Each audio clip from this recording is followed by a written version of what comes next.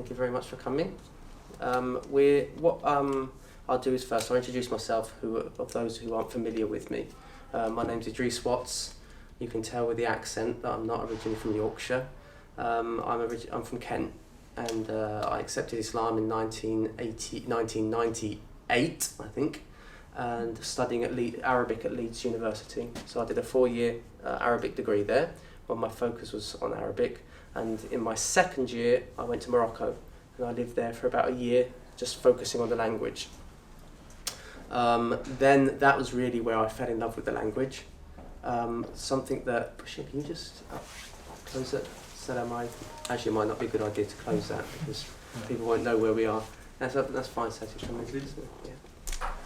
So, and when I actually became Muslim, one thing that really grabbed me, I used to listen to lectures, and when the scholars would talk about the etymology, the breakdown of words in Arabic language, that used to just really captivate me. These 3-letter roots, and we look at that. I'll give you some examples to appreciate.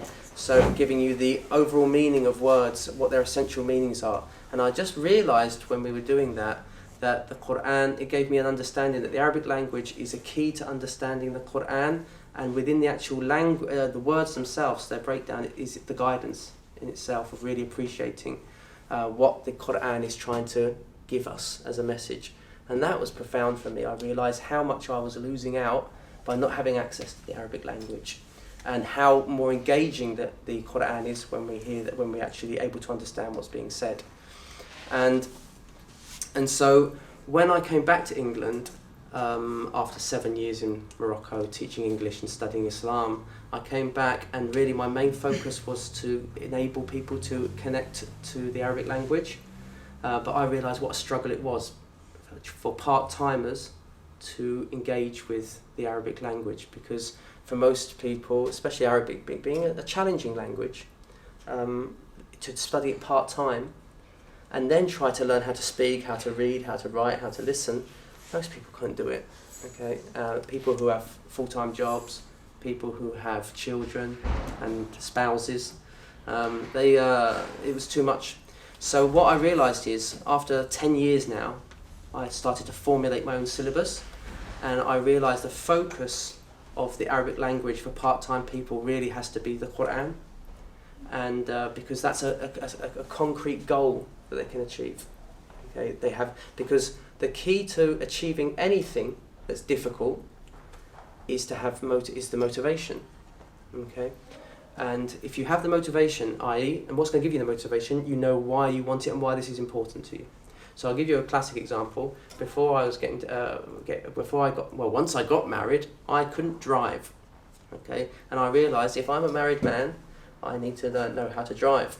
And I went through about 70 lessons on Heaton Road, which is actually one of the lowest pass rates in the whole country because there's so many boy racers around there. And so I had to go through 70 lessons and 5 tests before I passed. And I couldn't even pass in Heaton. I had to go to Keighley to pass. Yeah. Throughout that, I don't know if anyone can relate to this, but throughout that, I was thinking, I want to give up. I just felt the money go. I could feel the money going through my fingers. Another test, another lesson, but I couldn't give up. Why couldn't I give up? Because I knew basically that there's no option for me. I need to drive. I can't, depend on public transportation.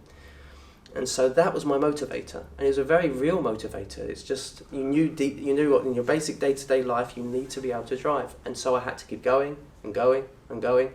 And the tests were humiliating. Okay, I've never been more nervous in my life doing a test. When I was on the clutch, my leg was shaking in the test, and eventually I passed.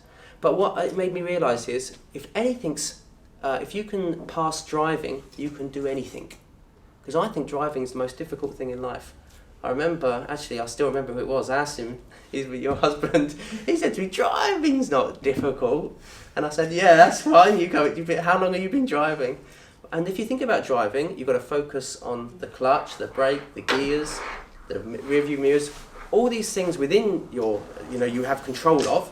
And then you've got to think about the drivers in Bradford as well, okay? Which people say if you can drive in Bradford, you can drive anywhere. Yeah, I don't know if that's true, but I haven't seen Egyptian driving yet. but why did I pass and why can I drive? Because there was no negotiables. It was non-negotiable. I had to pass. The second was it became part of your daily life. And so because you're doing it regularly, there becomes a point in your learning whereby you embody it. If that makes sense to you. Like when you're learning to reverse park, they give, your driving instructor gives you these certain guides, doesn't it? It says, so I look at this point and look at that point and you come back on yourself. But they don't really work all the time. But eventually you get to this point where you don't even need those markers. It just becomes a feeling. Have you noticed that? You just feel I can get in there. And other times you think, no, I can't get in there. And you're generally right because that learning's become embodied. And so that's the key to Arabic.